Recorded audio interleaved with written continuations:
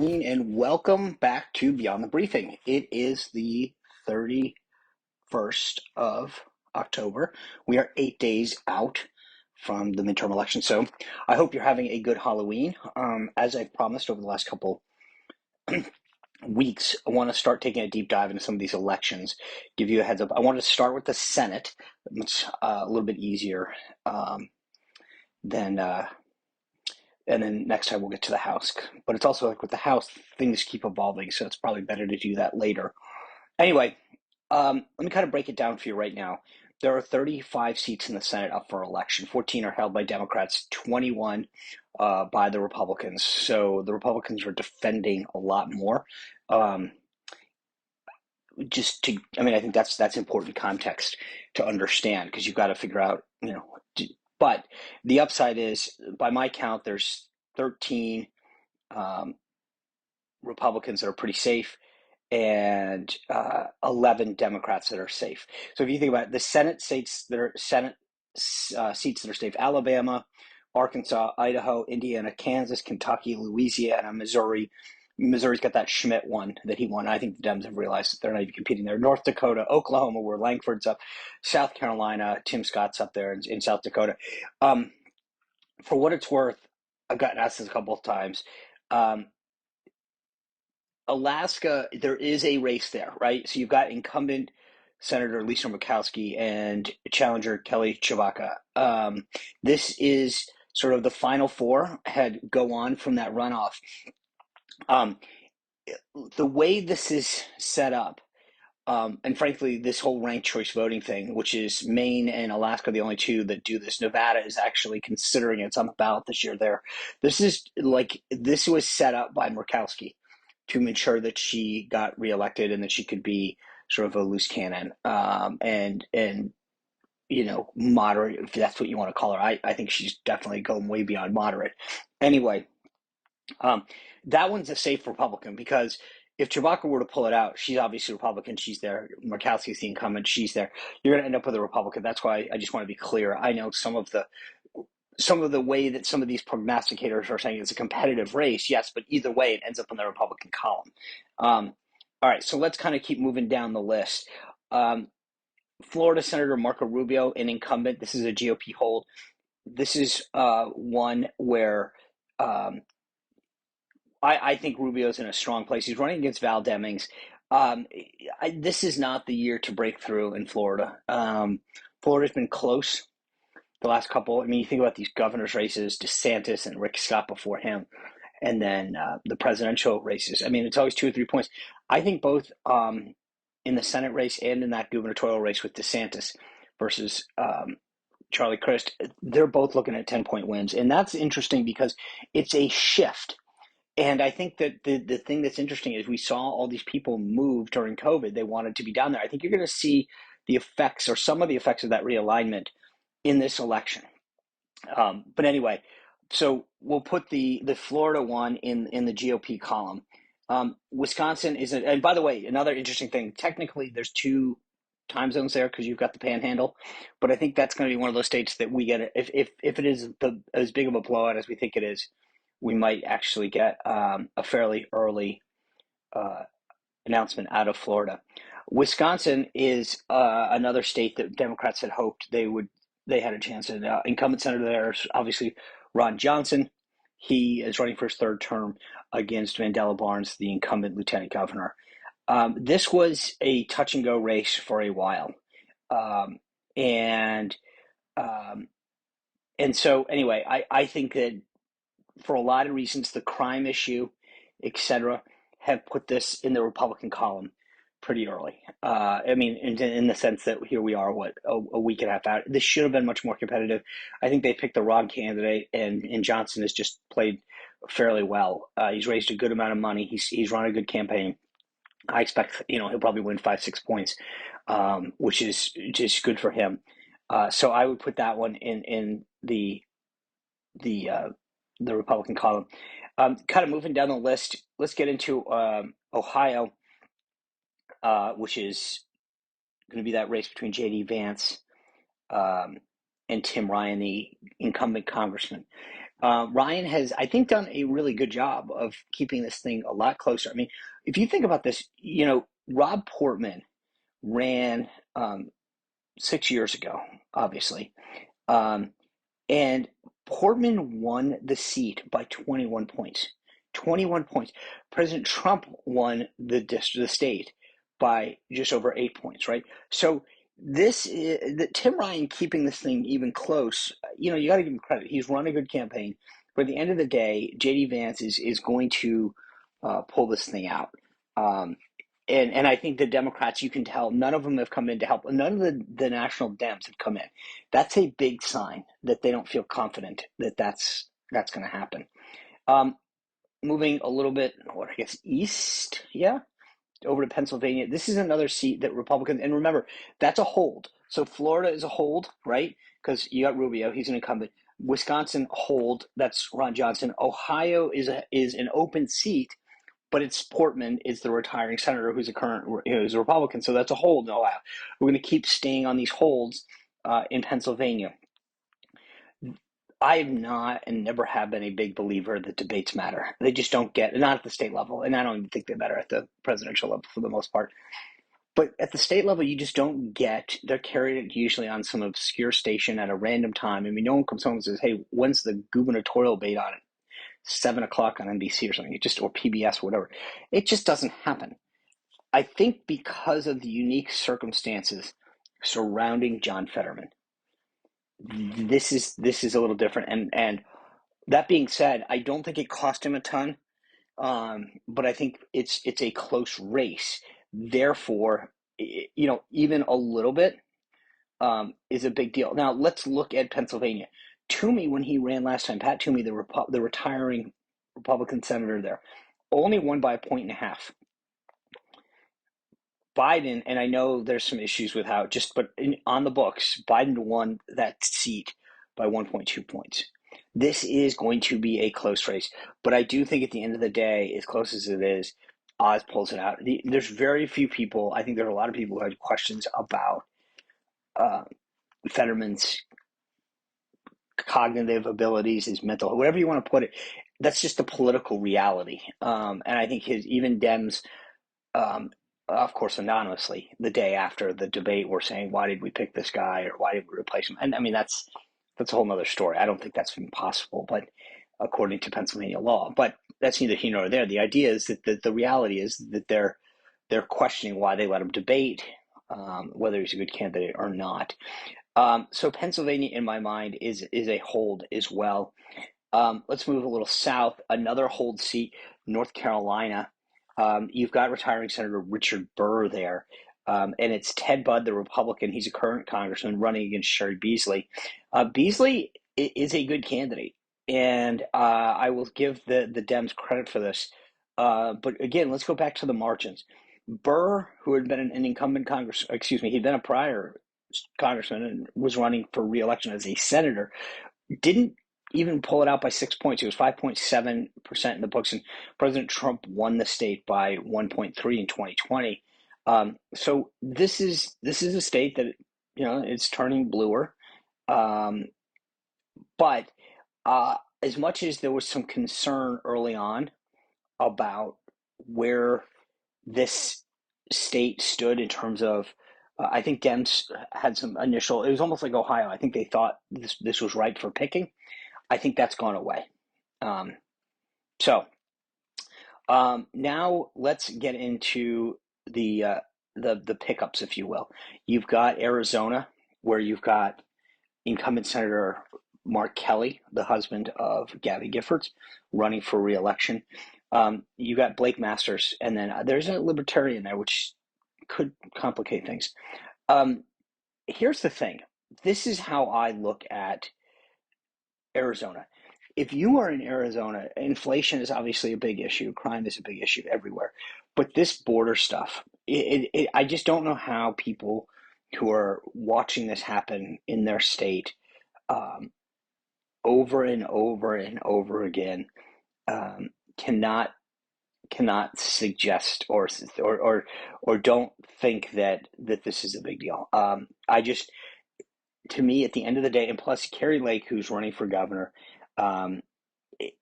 is is pulling away, and so you know, I think that um, as far as I'm concerned, that Blake Masters, this might not be pretty, but I will say that I believe that Blake Masters ends up pulling this thing out in Arizona, and so keep that one. We move down to Georgia. I This is the one, and I've said this before. Say it almost every time we bring it up on Spicer and Company, and obviously I've mentioned in some podcasts.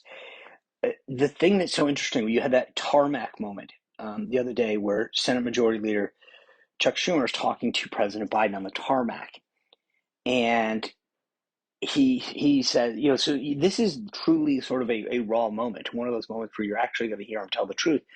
And he says it wasn't as bad. That debate in Pennsylvania wasn't as bad as we thought. Okay, that still doesn't mean I don't. I probably agree with him on that. I think people are dug in. They knew who they were voting for. They might not have liked Fetterman. Frankly, they might not like Oz, but I think people sort of have their uniform on. They know who their team is.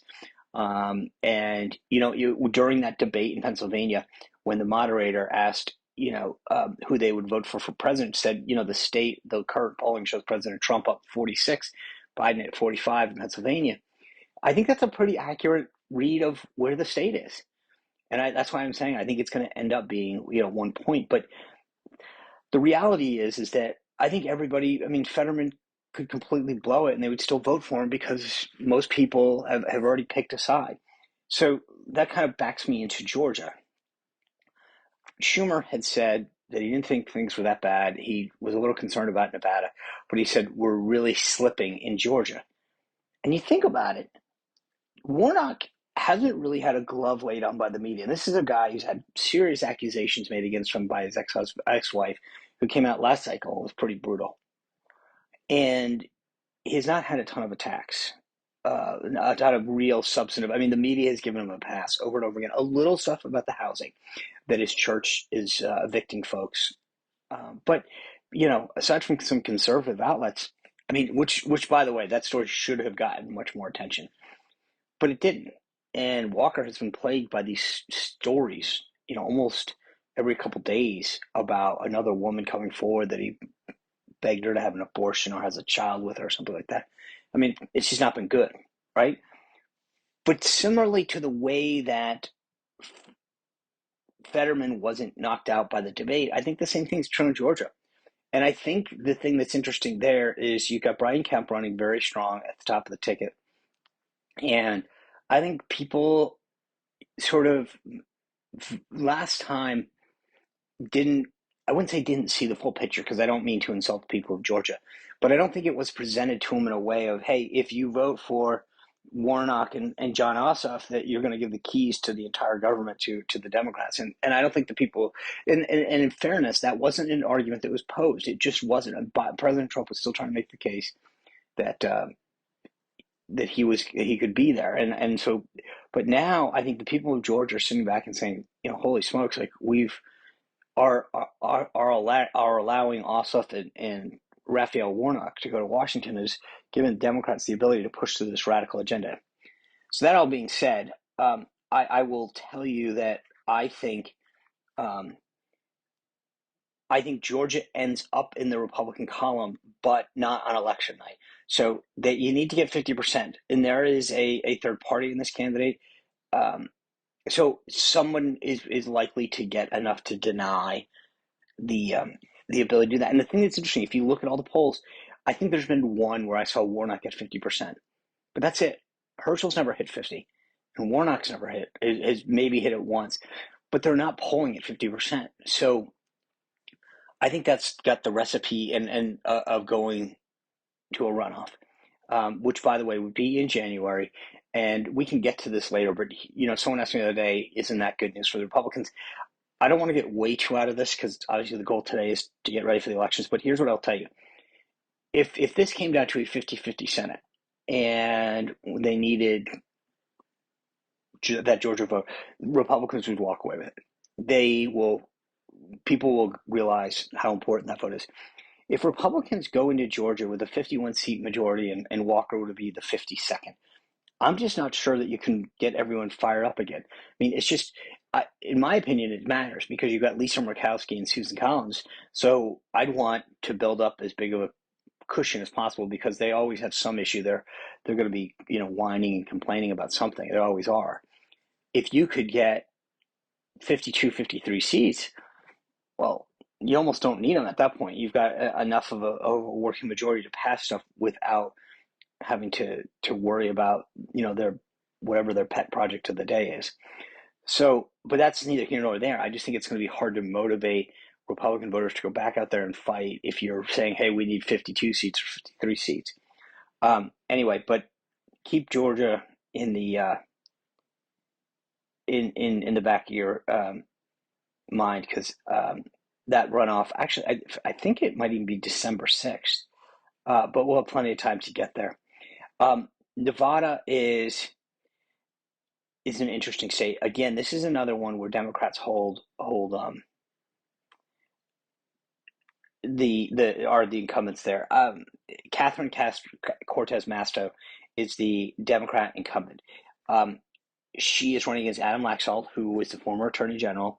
Um, and I look, by all accounts, I think this thing ends up going to Laxalt. He's up. The momentum's with him. They don't have that Harry Reid machine that they used to have to get out the vote. And she's just, ironically, herself being a Latina, apparently is not doing well at all with the Hispanics in Nevada. And it's interesting because one of the polls that came out the other day showed Laxalt doing well enough, and John Wilson, who is sort of like one of these media pundit types out in Nevada, has been writing about the fact that if she doesn't do, kill it with the Hispanic voters, this, is going to be horrible for her. I agree with that. I just, but there's nothing that gives me a ton of belief that she's going to do this. I think that this is ripe for the picking.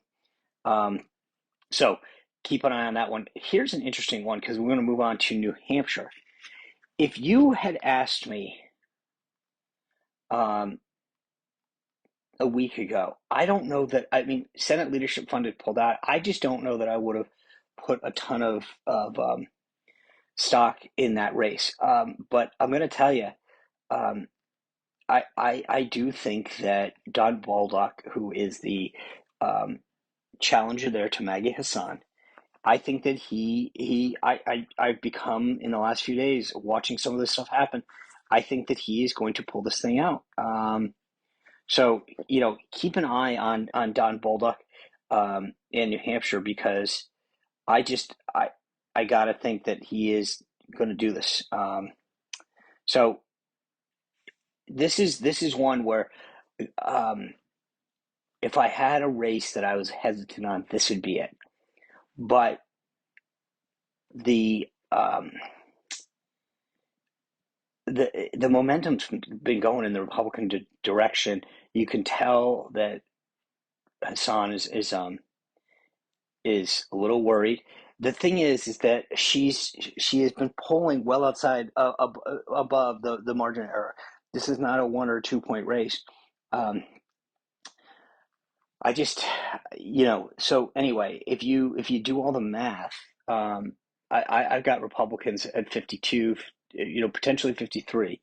Um, and then obviously that Georgia seat would factor into whether we end up there. So this looks like it's going to be a strong night for Republicans. A couple other thoughts, just to throw out at you. Um, right now, the sort of these pundit types, Real Clear Politics and uh, 538 and all this have Colorado and Washington in the safe Dem column. In Colorado, Joe O'Dea is going squaring off against Michael Bennet. I think that he's got a shot. I just don't see it. As far as I think he's going to come really close. Uh, and I know there's a last minute push right now for Tiffany Smiley, who's running against Patty Murray in Washington. Um, I I just don't that one. I would love to see it. I think Tiffany Smiley is a great candidate. She's done really, really well, run a good campaign.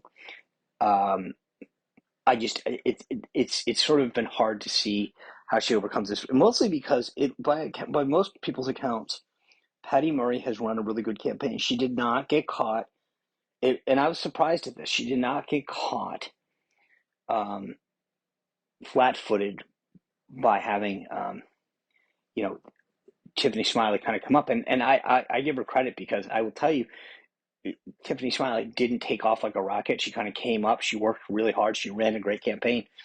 Patty Murray sort of just, I assume, didn't want to take anything for granted. So anyway, just those are ones that Dems have this, but that's where I think there's an opportunity to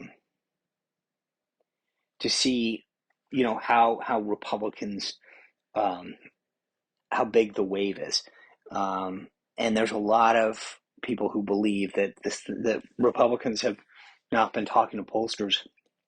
There's hidden vote. I think that's right. My guess is it's 3 to 4 points, but this could be a really, really big night for Republicans, and I think it's going to cause a lot of folks in the media to melt down, um, you know, because they just don't know how to handle the fact that all these Republicans are going to do well. A couple of quick timing things on election night. I think I already mentioned Florida. North Carolina is another place. The polls there close at 7:30. They're usually pretty good at getting stuff in. I think you're going to know what kind of night we're having by how North Carolina does. Um, if if North Carolina comes in, if you start seeing um, Ted Budd do very, very well, um, and they call that early, that's a great sign for Republicans nationwide. So keep an eye on North Carolina to get a sense of where things stand. If that's what you want to know, um, if you want to know how this thing ends up, keep an eye on North Carolina, on that Ted Budd race early, because that's one where you're going to see. You've got a couple of these other ones. Like I said, the Georgia thing, it's tough because you got a lot to read into it. Nevada, obviously, West Coast. Alaska is, who knows? It's going to take days to count those ballots because they're ranked choice. So that's not going to be one. Florida, I mentioned, you might be able to get some early indications there again, but it's not the greatest read because DeSantis should be kicking them, So I would be, like I said, if I were looking for something, the key to me is going to be what does North Carolina look like, at 8 o'clock.